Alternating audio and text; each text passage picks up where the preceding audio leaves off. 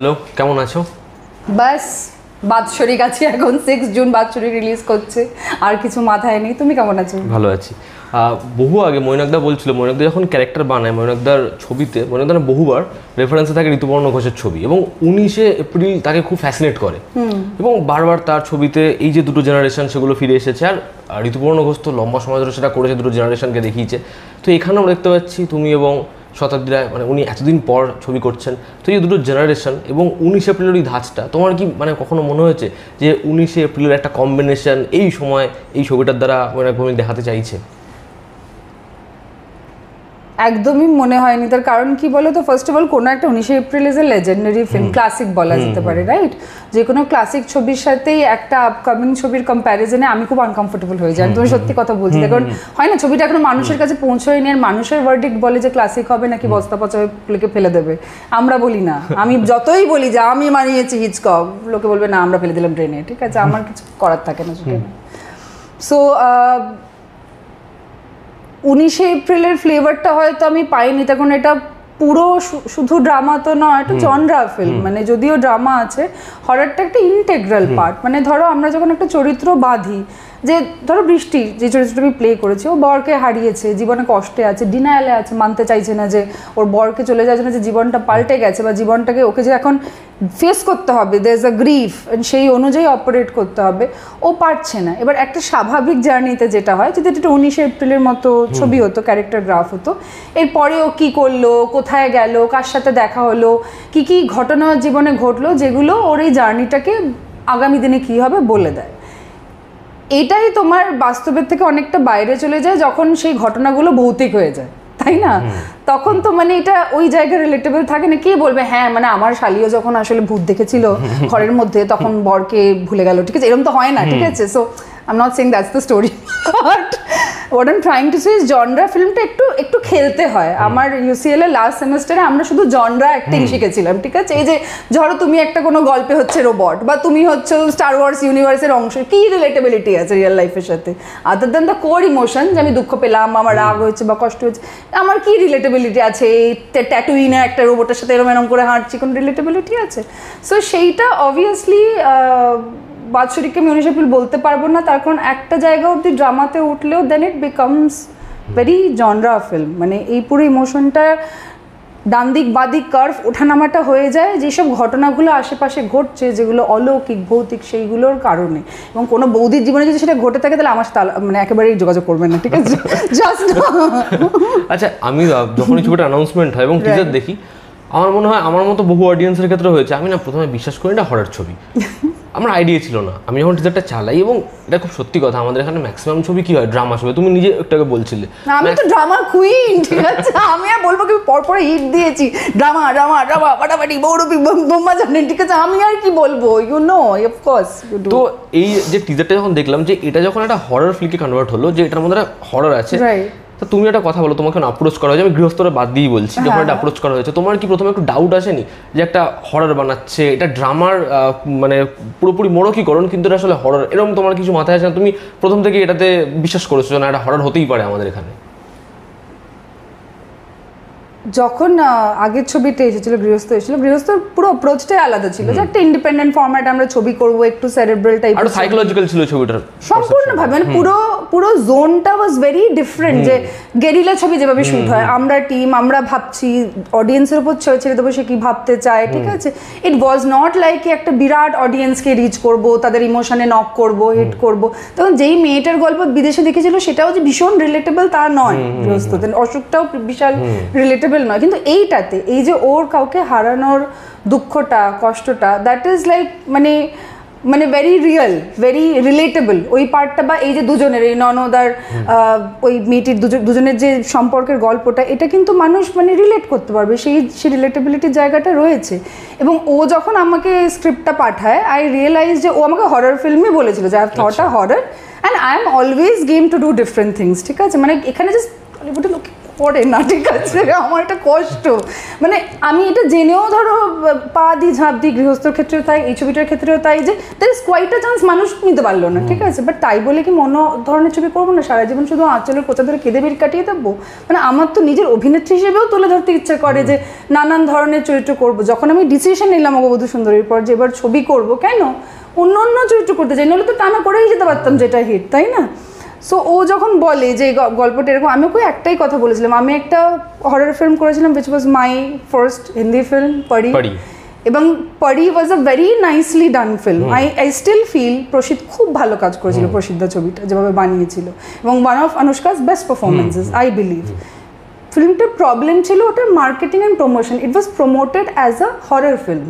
যারা horror fan, আমি নিজে true horror fan, they know what horror is, that's a Hereditary, সেটা পরি নয়। পরি ইজ আ ফেবল, একটা ড্রামা, একটা গল্প, একটা শাকচুন্নি বা পেতনি মেয়ের একটা ছেলেকে ভালোবেসে ফেলা, এবং সেটার জন্য নানান রকম মাঝে মাঝে ভৌতিক সিন তৈরি হওয়া, ক্রিয়েট হওয়া। It's not a hard core genre horror which বাৎসরিক ইজ অলসো নট। অ্যান্ড আমি ওইনাকে বলেছিলাম we have to make sure যে যখন আমরা ট্রেলার কাটছি বা প্রমোট করছি আমরা যেন সেই ব্যালেন্সটা রাখতে পারি।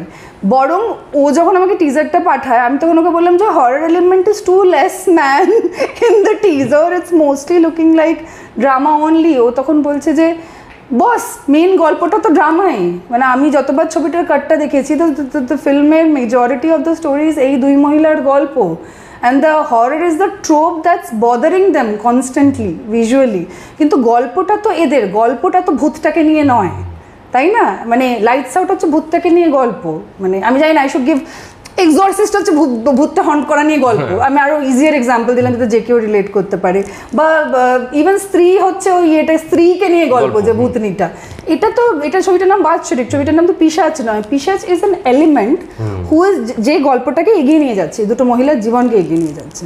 আমি তোমার ছবির কথা বলছি, আমি জানি না তুমি দেখেছো কিনা, প্লিজ দেখো। ছবিটার নাম হচ্ছে ভূতাকালম, না দেখি, একটা মালায়ালাম ছবি, দারুণ ছবি, এবং সারা ছবিটার মধ্যে কোনো ভূতকে দেখানোই হয়নি, এবং যারা হচ্ছে ব্রহ্মযুগম বানিয়েছিল, খুব ছবিটা অ্যাপ্রিসিয়েট হলো, সেই পরিচালকের আগের ছবি ওটা। আমি তোমাকে বলছি ওটা না ট্রিটমেন্ট অদ্ভুত, মানে এত এক্সপেরিমেন্টাল, ছবিতে দেখাচ্ছেই না যে ও কি দেখে ভয় পাচ্ছে, সারা ছবিটা ওই এরকমই মানে টাইপের। আমার মনে হয় সেটাই বোধহয় সব থেকে স্কেয়ারি, যে তুমি যত কম দেখবে অন্ধকারে শব্দ শুনবে। আমরা তো একটা ইমাজিন করি একটা বার্ড বক্স, বার্ড বক্সে তো ওটার দিকে তাকালে তুমি শেষ, তোমার মৃত্যু। এবং বার্ড বক্স আমি আর আমার বন্ধু আমরা দুজনে হাত ধরাধরি করে দেখেছিলাম, তারপরে ফ্রেন্ডস দেখে ঘুমোতে গেছিলাম, ঠিক আছে, তার কারণ বাট কিছু তো দেখা না। যতক্ষণ অডিয়েন্স বা যারা পাঠক তারা দেখতে পাচ্ছে না আমি কার ভয় পাওয়াচ্ছি, ততক্ষণ তারা এটা ভাবতে থাকে তারা কি ভয় পেতে পারে, আলটিমেটলি কি দেখতে পারে।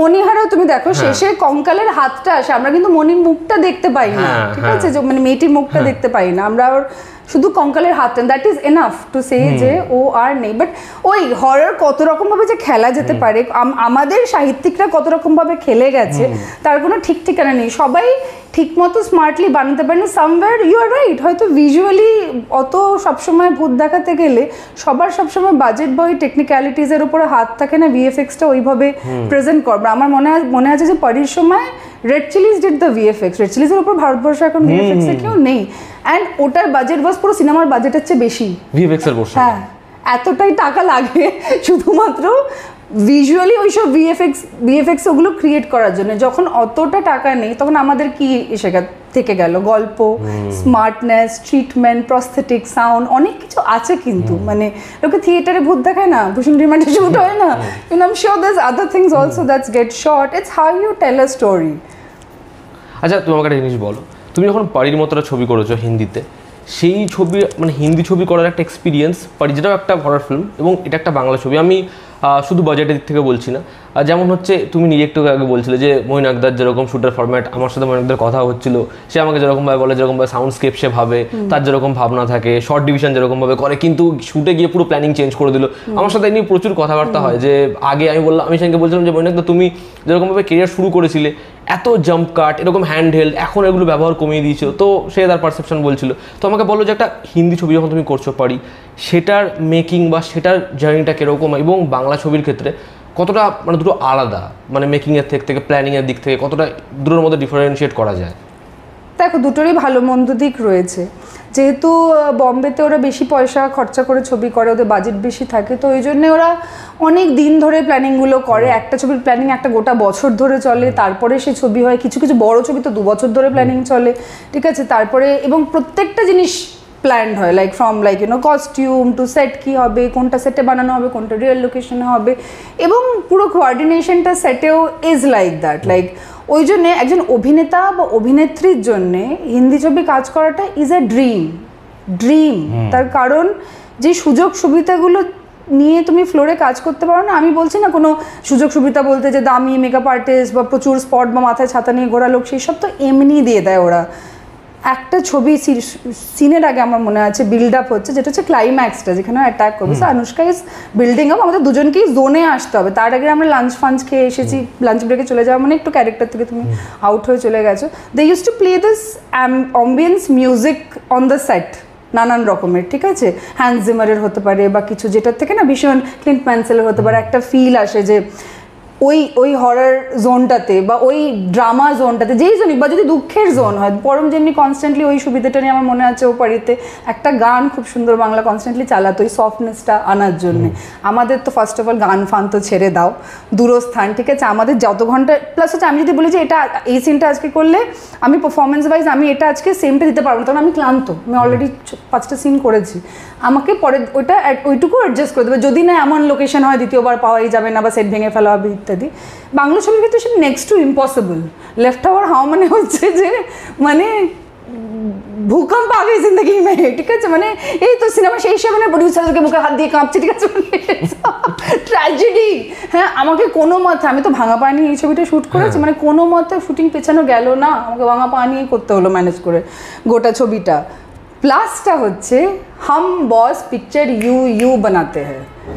ওরা আগে আমার পার্টনার তো হিন্দি ছবিতে আজকের দিনে দাঁড়িয়ে one of the leading screen writers, বড় বড় ছবি লেখেও, ঠিক আছে। ও জওয়ান টওয়ান, বেবি জন, এইসব লিখছে ওরা, দিনের পর দিন লিখে মিটিং করে এই করে ওই ইয়ে বানায়, কি বলে, জুয়েল থিফ বানায়, ঠিক আছে। তো আমি তো দেখেছি এটা চোখের সামনে হতে, মানে ওদের প্রসেসগুলো, Bombay is a lot of talk, you know, we're gonna do this, we're gonna do that, let's plan this, করে পরে জুয়েল থিফ, ঠিক আছে। মানে they do this, I'm like but they make zero, ঠিক আছে। আমরা এতজন মিলে, এতগুলো বুদ্ধিমত্তা লোকজন মিলে, একজন কারোর মনে হলো না কি what kind of cepa is this, like you know what this is.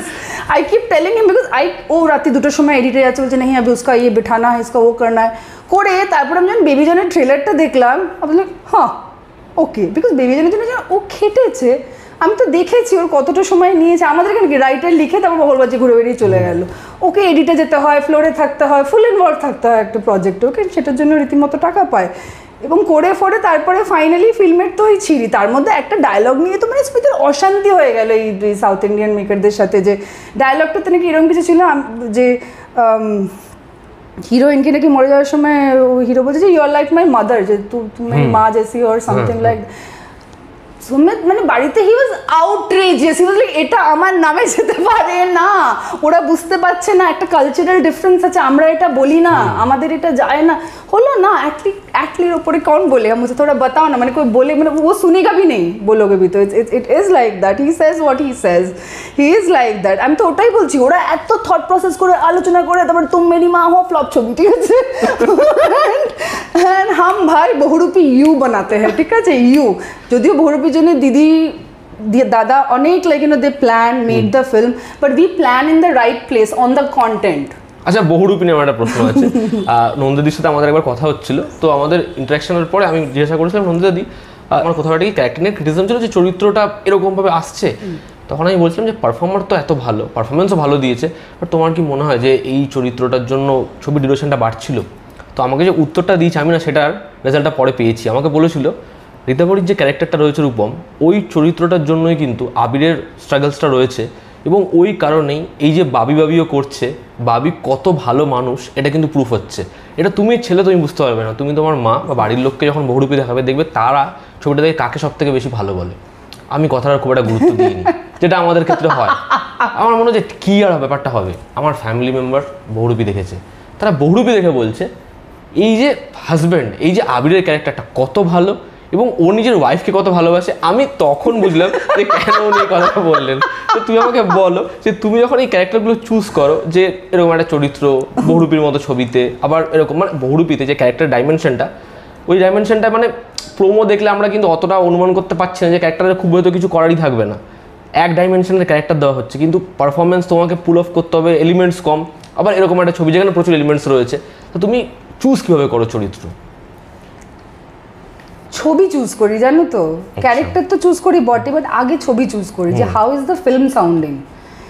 I can get like a kick-as character which I do sometimes, যে আমাকে এমন ক্যারেক্টার দিয়েছে যেগুলো, যে ধরনের ক্যারেক্টার আমি কোনো ভালো ছবির অংশে করতে চাই, like I want to play a পু ইন আ ফিল্ম। সবাই তো আমি শুধু ভালো গুটি গুটি লড়াই করছে, প্রতিবাদ করছে দেখেছি, I want to play a পু, I would love to play a vamp in a film, like you know, মানে শেষ থেকে শুরুতেও ফারজানা আলটিমেটলি কি ভালো মেয়েই হয়ে যায়, যে বরকে এত ভালোবাসে, দিস দ্যাট। আমি জিদ্দার ছবিটার কথা বলছি, যে প্রথম দিকে যেরকম একটা এভিলনেস ছিল, থাকে না পরে it ends up hurting.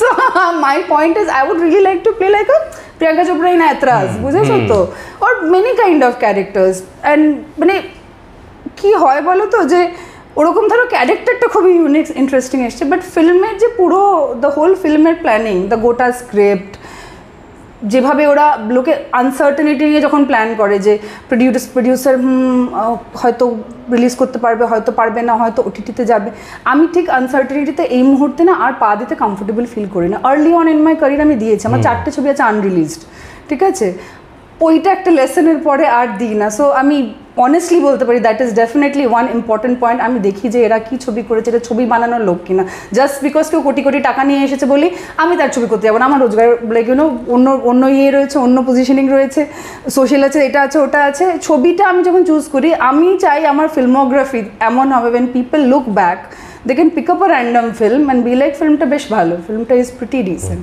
And for character I definitely see আমার কিছু করার আছে কিনা, I don't want to be a prop. Like I would never mind, মানে আমার এতগুলো পরপর সোলো প্রজেক্টের পর তোমার নন্দিনী, ফাটাফাটি, গৃহস্থ, ব্রহ্মা জানেন গোপন কম্মটি, মানে একটা পারসেপশনই, মানে বাৎসরিক in a way you can say, আবার দুটো female centric, Shakha Proshakha is also female centric যে সিরিজটা আসছে, একটা কাইন্ড অফ পারসেপশন হয়ে যায় যে as if I am not comfortable working in a comparatively lesser role, যেটা একদম main lead poster face hero role নয়, বা একটা কি বলবো যাকে নিয়ে ছবি সেরকম নয়। বহুরূপী তো আমাকে নিয়ে ছবি ছিল না, বহুরূপী তো লিটারালি বহুরূপীকে নিয়ে ছবি। শিবুদার ক্যারেক্টারটা, Bikram was the main hero or whatever, যাকে ঘিরে আমরা সবাই ছবিটাতে in a way, but the character was such, পুরো চরিত্রটা যেরকম ছিল। এক তো I love the script, I think Bohurupi is an excellent film. Bohurupi is a way to show যে বাঙালিকেও কমার্শিয়াল সিনেমা আজকের দিনে করে খাইয়েও সে দেখবে মানে রমরমিয়ে দেখবে। আমাদের পুরনো ফর্মুলা বা সাউথ ইন্ডিয়ান ফর্মুলা পাল্টাতে হবে না, আমরা আমাদেরই গল্প বলি, লোকে দেখবে, যেরকম ইচ্ছে গল্প হতে পারে, ঠিক আছে, কিন্তু বাঙালি গল্প। অ্যান্ড সেকেন্ডলি দ্য ক্যারেক্টারটা দিদি এত সুন্দর লিখেছে, পরীর ক্যারেক্টারটা। আমি যখন ক্যারেক্টারটা পড়েছিলাম আমার ওর জন্য এত কষ্ট হয়েছিল পরীর জন্য, আই জাস্ট ফেল্ট কি আমি যেন এটা ফুটিয়ে তুলতে পারি, এইটা যেন আমি রাইটলি প্লেস করতে পারি। আমার এটা ধ্যান ধারণাতেই আসেনি যে মানে আরেকটা হিরোইন আছে, লোকে কি তাকে বেশি ভালো বলতে পারে, কেমন আসেনি, আমার ফার্স্ট অফ অল আসে না। যখন আমি শেষ থেকে শুরু করেছি, আমি কোয়েল মল্লিকের সাথে লাইক ইউনো প্যারালালি কাজ করেছি। কোয়েল দিকে লোকে মন প্রাণ দিয়ে ভালোবাসে, কম্পিটিশনের কোনো প্রশ্নই নেই। আমি তো আগেই মাথা নত করে ওয়ার্কিং উইথ আ কুইন, ঠিক আছে, আই হ্যাভ নো কোয়েশ্চেন। আমি আমার কাজটুকু এমনভাবে করতে চাই যাতে I do justice to the role, that's how I pick. So I am not intimidated, I am not scared, all I want to play is very very kick-ass, very very nice interesting character, যেটা দেখে তুমি বেরিয়ে এসে আমার অভিনয় নিয়ে কথা বলবে ফার্স্ট, তারপরে মেবি আমায় কেমন লেগেছে কি ইত্যাদি প্রবৃত্তি। বাট প্রথম কথাটা বলতে পারো তো এই অভিনয়টা আরও ভালো হতে পারতো, বমুখ হয়নি, বা খুব ভালো লেগেছে। বাট অভিনয় করা চরিত্র পেছনে দাঁড়িয়ে I cannot and I'm not going to, simple as that. হিন্দিতেও না, সাউথেও না, কোথাও না, no matter where it comes, I keep on getting all this random offers like you know you are that বউ যে 3টে সিনের পরে মরে যায়, ঠিক আছে, হিন্দিতে হয় না, আমি ক্ষমা করে দাও ভাই, আমার এখানে তো একটা মান সম্মান আছে। মানে থ্যাংক ইউ, তুমি অডিয়েন্সের জন্য একটু বলো। অডিয়েন্সকে বলবো এই ইন্টারভিউটাতে আমাকে সহ্য করবার জন্য অনেক অনেক থ্যাংক ইউ। তোমরা রূপমকে খুব ভালোবাসো, রিভিউ সমস্ত কিছু শুনে তোমরা লাইক ছবি দেখতে যাও, ডিসাইড করো। এবং ওই জন্য আমি রূপমকেও বলতে চাই যে তোমার বাৎসরিক দেখে কেমন লাগলো আমাকে আগে জানাবে। হ্যাঁ, যদি ভালো না লাগে সেটা আমাকে আগে জানাবে, সেই অনুযায়ী তোমার ব্লগ করবো কিনা ডিসাইড। জোকস পার্ট, এটা হলে দেখার মতো ছবি। অ্যান্ড যদি বান্ধবী থাকে বা বয়ফ্রেন্ড থাকে তাকে একদম পাশে নিয়ে পপকর্ন খেতে খেতে দেখার ছবি, যে জাম্পস্কেয়ার হলে তোমার গায়ের উপরে ঝাঁপিয়ে পড়বে। আর যদি তুমি একা হও, তুমি যদি সিঙ্গেল হও, এর থেকে দুঃখের সিনেমা আর কি আছে, দেখো আর কেঁদো, ঠিক আছে? তো তোমার জন্যও এই ছবি বাৎসরিক, releasing on 6 June. Please do watch and let us know how you like it.